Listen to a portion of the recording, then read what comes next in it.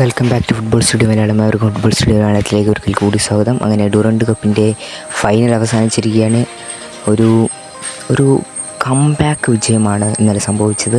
Penalty shootout വരെ നീണ്ടെങ്കിൽ പോലും ഇന്നലെ കിരീടങ്ങളില്ലാത്ത ഒരു ടീം നോർത്ത് ഈസ്റ്റ് യുണൈറ്റഡ് ആ ചീത്തപ്പേര് ഇന്നലെ മാറ്റിയിരിക്കുകയാണ്. അതും ഇന്ത്യയിലെ തന്നെ ഏറ്റവും ശക്തരായ ടീം എന്നറിയപ്പെടുന്ന മോഹൻ ബഗാനെതിരെ ഈ വർഷത്തെ ഏറ്റവും ബെസ്റ്റ് ടീമാണ് അത്. അത്രയും നല്ല ടൈറ്റ് ടീമാണ്.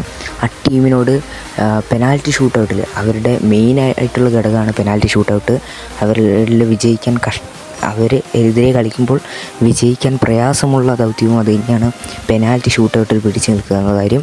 അതുപോലും അവർ മറികടന്നിരിക്കുന്നു നോർത്ത് ഈസ്റ്റ് യുണൈറ്റഡ്. അങ്ങനെ മറികടന്ന് നേടിയ വിജയമാണ് ഫൈനലിൽ. ആ കപ്പ് ഈ ഹിസ്റ്ററി ഈ ഒരു ചരിത്രം തിരുത്തി കുറിക്കാൻ അവരെ കൊണ്ട് സാധിച്ചത്.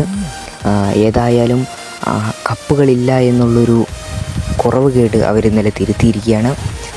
ഇന്ത്യയിൽ ഒരു കപ്പ് പോലും ഇല്ലാത്ത ISL കളിക്കുന്ന ഒരു ടീം ബ്ലാസ്റ്റേഴ്സും നോർത്ത് ഈസ്റ്റുമായിരുന്നു. ഇന്നലെ നോർത്ത് ഈസ്റ്റ് ആ കുറവ് അങ്ങ് നികത്തിയിട്ടുണ്ട്.